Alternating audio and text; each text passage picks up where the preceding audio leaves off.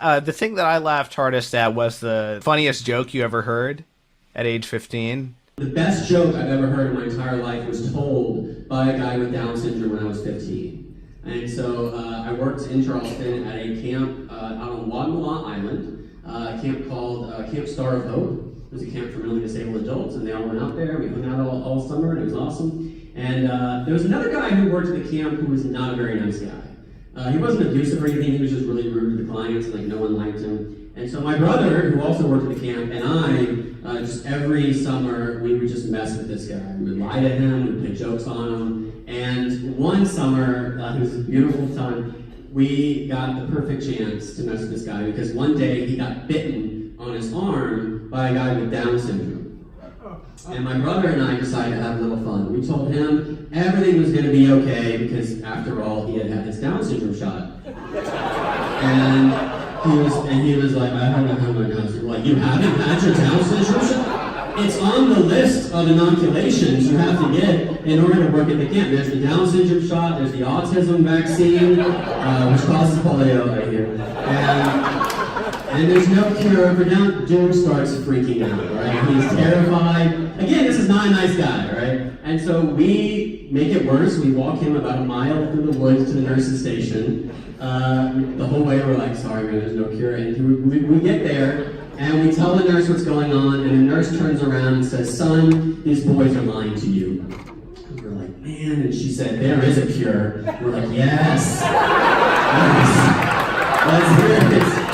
Let's hear it. She said there is a cure, but we're all the way out on Wadmalaw Island. It's going to take a while for poison control to get here with the antidote. And this guy is about to pass out. He is so terrified. And this is when the story goes from good to great. All right? Because sitting in the corner of the nurse's station was a second guy with Down syndrome. All right? And he saw what was going on. He assessed the situation. And he chimed in with, hey man, it's gonna be okay. I used to be staff.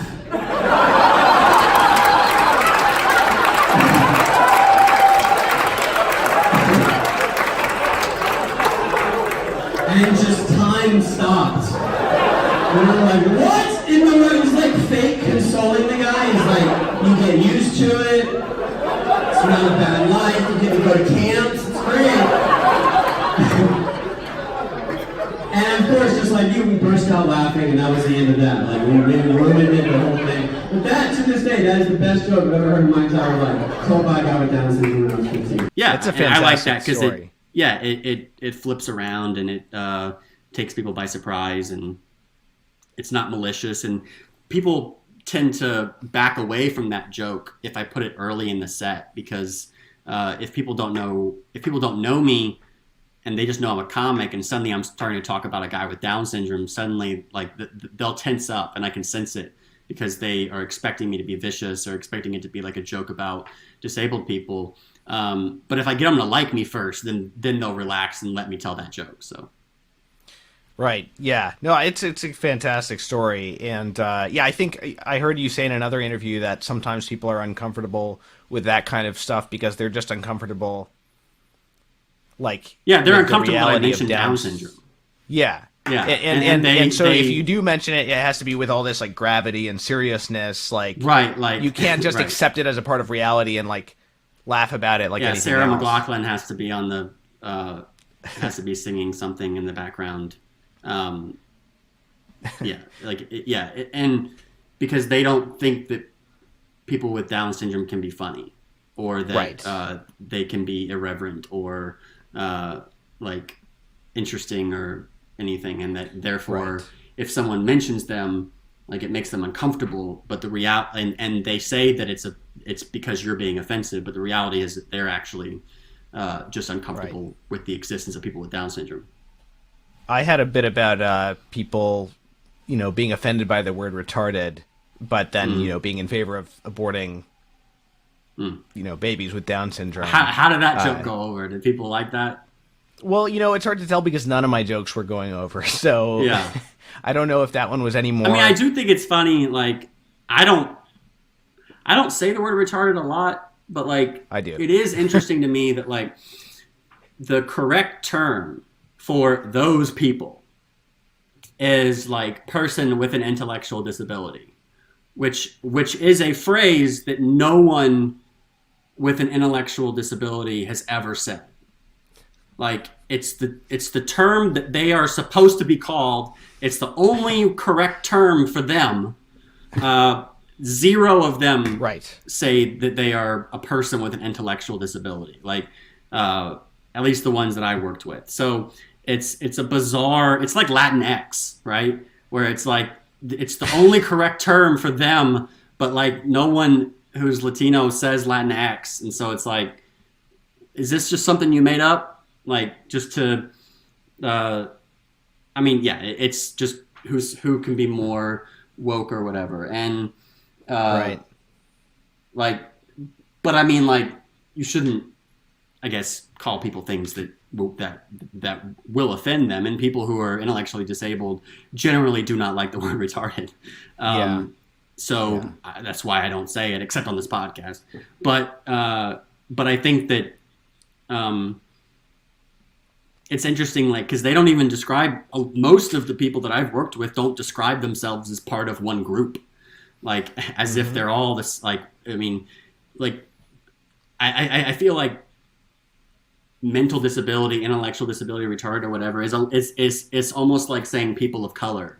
It's like, it's just, it's too, like, most people with intellectual disabilities say that they're like a client. They'll refer to them as themselves as a client if they're like at work, or like, I'm a housemate, I'm somebody who lives here, I'm a core member. If they're at large, they're like, I'm a core member. Or they'll be like, I'm David, right? Like, like, and they don't necessarily see, like, somebody with Down syndrome doesn't necessarily see themselves as part of a group with like somebody with autism who's blind. Like, it's just, we just have this collective understanding that all of these people are excess labor or whatever, and so therefore they all have a disability, and so they are people with disabilities, and it's a very, very obnoxious kind of dichotomy that we have.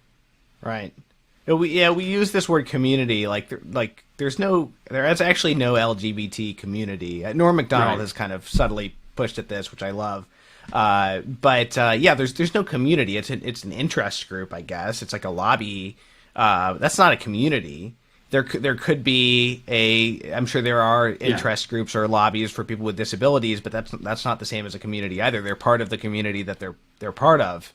But usually it's narrowly, it's like blind, like Association for the Blind or Deaf, or like, or fixed around like one kind of tactic. But in general, no, there's no like there's no like umbrella group that is really well represented and well liked by them. So as far as the word retarded is concerned, let me push in on this a little bit. I said, as far as the word retarded is concerned, let me push in on this a little bit.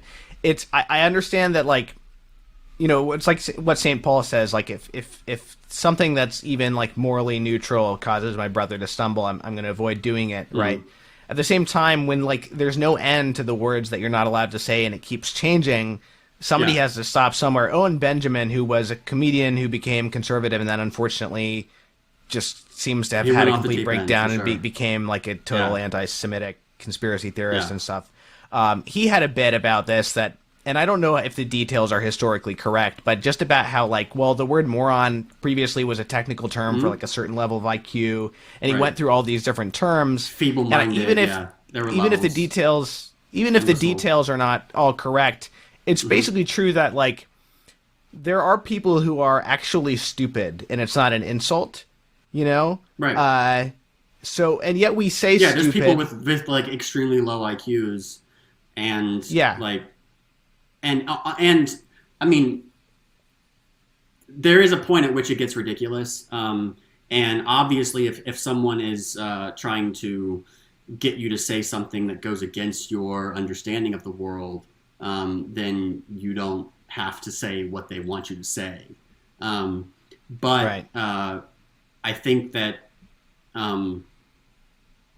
we're going to keep updating those terms every 10 years or 5 years or whatever, as long as as long as the conditions are the way they are, where those people are totally separate from the rest of us. I mean, and so it's always going to be, you know, like they are segregated. They live like it's like one out of every like 10 people has some kind of disability. It's not 1 out of every 10 person you see though.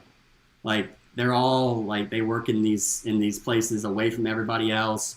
They're not well integrated into the community, and so like whatever word you have for them, you're going to keep updating the words, but it's still going to be them. Like you're still going to be seeing them as number one group, even though there's like so much diversity within the group.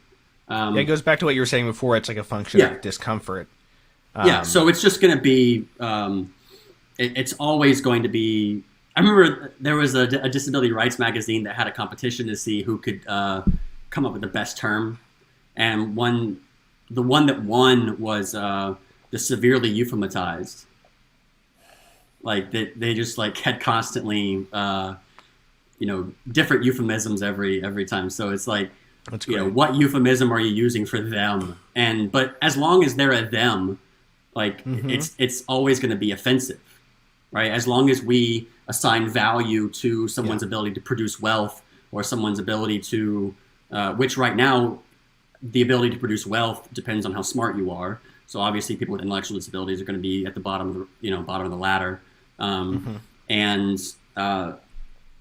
so as long as that's true, we're just going to keep updating. And so maybe there is, I mean, if you would have to like stick your neck out, but like maybe there is value in just like, you know, saying that some people are dumb, some people are, but I think you would have to know what you're getting yourself into. You can't just say that and then get mad when people get mad. Right. Like and you got to know what you're getting yourself in for. The point I was making was more akin to like the Michael Scott, you know, line about the word, which is basically that. Sorry. Oh, Michael Scott. I mean, he has the thing about retarded. What I was thinking was when he asks Oscar, he says, "Is there another word besides Hispanic that I can use for you?" And Oscar's besides like, Mexican, besides Mexican. Yeah, what? Oh, besides Mexican. And he's like, well, why not? He's like, well, it's just because of the connotations. He's like, well, what connotations, Michael? Right? I love that. That is how I feel about most of these, you know, constant updating. And there's also like a power play that goes into it where absolutely where you can you can distinguish yourself from the rednecks and from the low class by using the correct term, the most updated term. And so it's really just a power play against them. But I think if it doesn't matter to people, I mean, if it doesn't matter to you, then, you know, if somebody wants you to use a different term, then go ahead. Yeah, I do agree. I do agree with that. What I was getting at, though, is that, you know, there are people who are genuinely stupid, and yet we use the word stupid loosely when somebody is acting stupid, even if they're actually high IQ or whatever. So you shouldn't assume we mean like who you're foolish referring to. It's like, are you crazy? It's not an insult to people with mental illness, you know. So we shouldn't assume the intent of the person who's using the word. But yeah, I think we've probably beaten this dead horse enough.